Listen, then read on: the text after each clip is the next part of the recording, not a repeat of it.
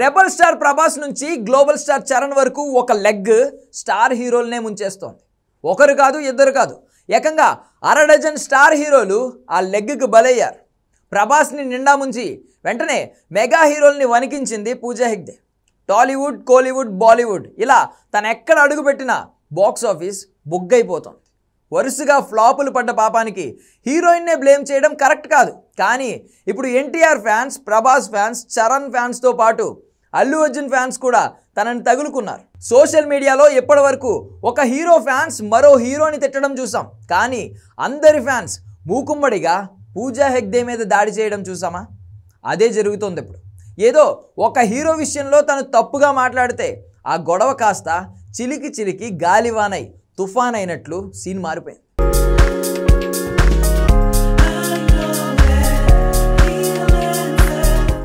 Rebel star Prabhas Baahubali the బిగినింగ్తో 550 కోట్లు, Baahubali the కంక్లూజన్తో 1850 కోట్లు రాబట్టాడు. ఆ తర్వాత సాహుతో నార్త్ ఇండియాను ఊపేశాడు. అలా హ్యాట్రిక్ కిక్ సొంతం చేసుకుని దూసుకెళ్తున్న తనకి రాధేశ్యామ్తో పంచిపడింది. సరే, డైరెక్టర్ సరిగా రెబల్ స్టార్ ఇమేజ్కి తగ్గ కంటెంట్ని రెడీ చేయలేకపోయాడు అనుకోవచ్చు. కానీ సలార్, కల్కితో రెబల్ స్టార్ భారీ బ్లాక్ బస్టర్లు సొంతం చేసుకుంటుంటే తనతో జోడీ కట్టే రాధేశ్యామ్తో ముంచేసిన పూజ మాత్రం మిగతా హీరోల్ని అలానే ముంచుతూ దూసుకెళ్ళిందంటున్నారు.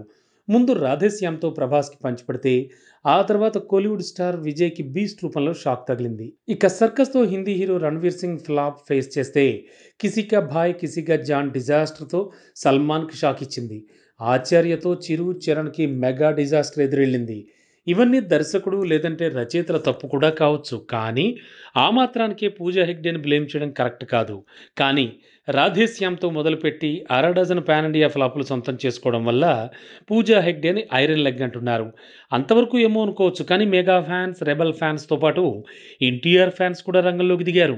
ఐకాన్ స్టార్ అల్లు ఆర్మీ కూడా పూజా హెగ్డే మీద విరుచుకు పడుతోంది. దీనికి 2 కారణాలున్నాయి. ఒకటి, అలవైకుంఠపురంలో లాంటి హిట్, డీజే లాంటి మాస్ హిట్, ఈ 2 తనకి టాలీవుడ్లోనే దక్కాయి. అది కూడా బన్నీతో జోడీ కట్టి 2 హిట్లతో పండగ చేసుకుంది పూజ. కానీ అలవైకుంఠపురంలో మూవీ తమిళ సినిమా అంది, డీజేని కూడా అందులోనే కలిపేసింది. ఇన్ని హిట్లు, అంత ఇమేజ్తో పాటు మార్కెట్ని క్రియేట్ చేసిన తెలుగు సినిమాను మర్చిపోతావా అంటూ అల్లు ఆర్మీ సోషల్ మీడియాలో ఫైర్ అవుతున్నారు. కట్ చేస్తే ఆచార్య ఫెయిల్యూర్లో తన హస్తం లేకున్నా mega fans iron leg sentiment వల్ల రెబల్ ఫ్యాన్స్ కూడా సోషల్ మీడియాలో తనని సాఫ్ట్గా ట్రోల్ చేస్తున్నారు. అయితే పూజాకి నిజంగా కెరీర్లో మొదటి బ్లాక్ బస్టర్ అరవింద సమేత వీరరాఘవ్తోనే వచ్చింది.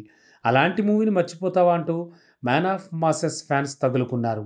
దువ్వాడ జగన్నాథం యావరేజ్ హిట్ అయితే రంగస్థలంలో తను ఐటమ్ బాంబ్ మాత్రమే పేల్చింది. అలాంటి తనకు Aravinda Sametha వీరరాఘవ్ black బస్టర్తోనే star heroine image వచ్చింది. అయినా తొలి బ్లాక్ బస్టర్ని తను మర్చిపోవడం వల్లే తారక్ ఫ్యాన్స్ కూడా మండినట్టుంది. అందుకే బన్నీ ఫ్యాన్స్ ఫైర్ అయ్యే టైంలో వీళ్ళు కూడా రంగంలోకి దిగారు.